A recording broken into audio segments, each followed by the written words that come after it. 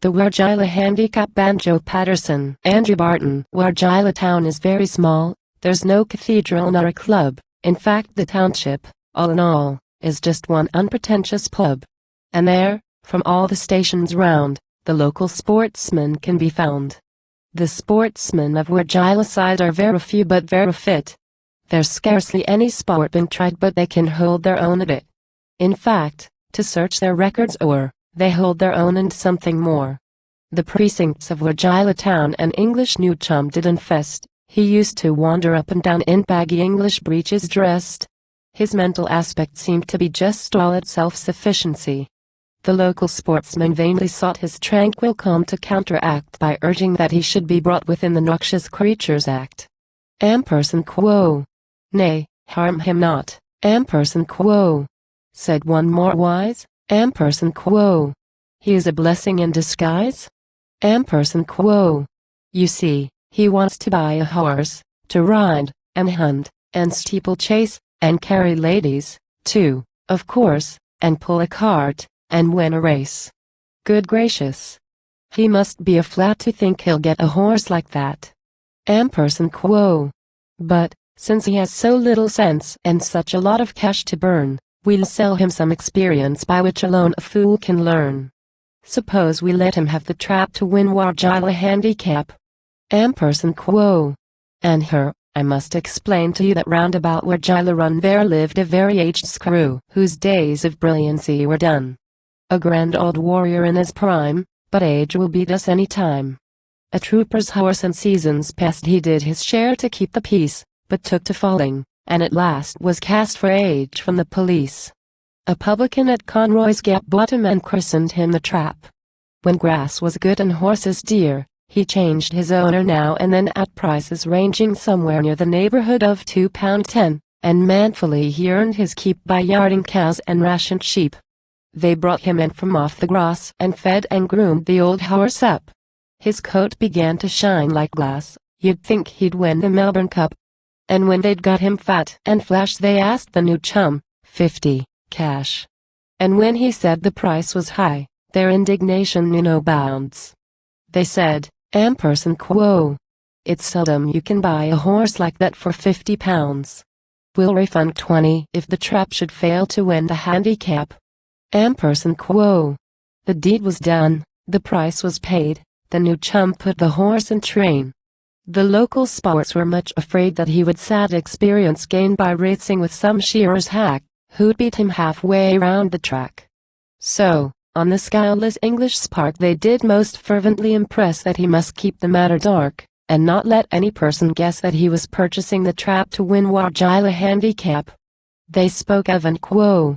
Spielers from the Bland and quo. And quo. Champions from the Castlereagh and quo. And gave the youth to understand that all of these would stop away, and spoil the race, if they should hear that they had got the Trap to fear. Ampersand quo. Keep dark.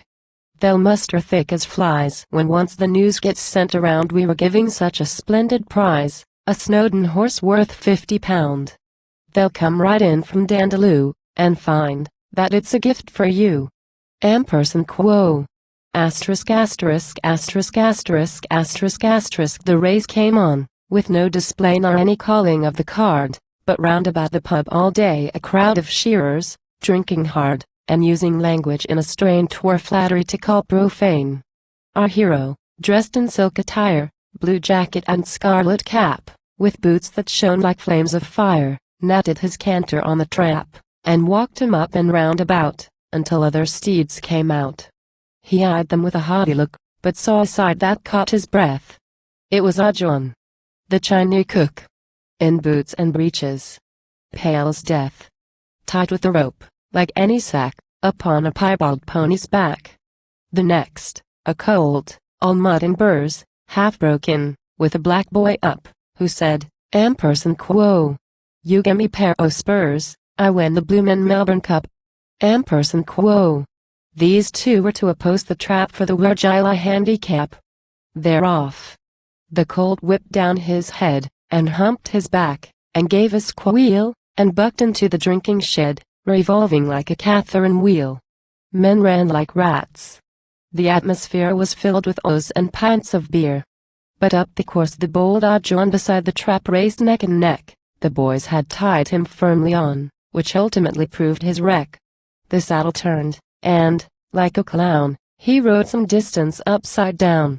His legs around the horse were tied, his feet towards the heavens were spread. He swung and bummed at every stride and plowed the ground up with his head. And when they rescued him, the trap had won Wargeilah Handicap. And no inquiries we could make could tell by what false statements swayed John was led to undertake a task so foreign to his trade. He only smiled and said, "Ampersand quo. Who key? I stopped topseed, I went all I. Ampersand quo." But never in Wargeilah town was heard so eloquent a cheer as when the president came down, and toasted, in colonial beer, "Ampersand quo. The finest rider on the course. The winner of the Snowdon horse. Ampersand quo. You go and get your prize, Ampersand quo," he said. "Ampersand quo. He's with a wild mob, somewhere round the mountains near the watershed. He's honestly worth £50, a noble horse, indeed, to win, but none of us can run him in. Ampersand quo. We've chased him poor, we've chased him fat, we've run him till our horses dropped. But by such obstacles as that a man like you will not be stopped. You'll go and yard him any day, so here's your health. Hooray! Hooray! Ampersand quo. Asterisk asterisk asterisk asterisk asterisk asterisk. The day wound up with booze and blow and fights till all were well content. But of the new chum all I know is shown by this advertisement, Ampersand quo. For sale, the well-known racehorse trap. He won Wargeilah Handicap. Ampersand quo.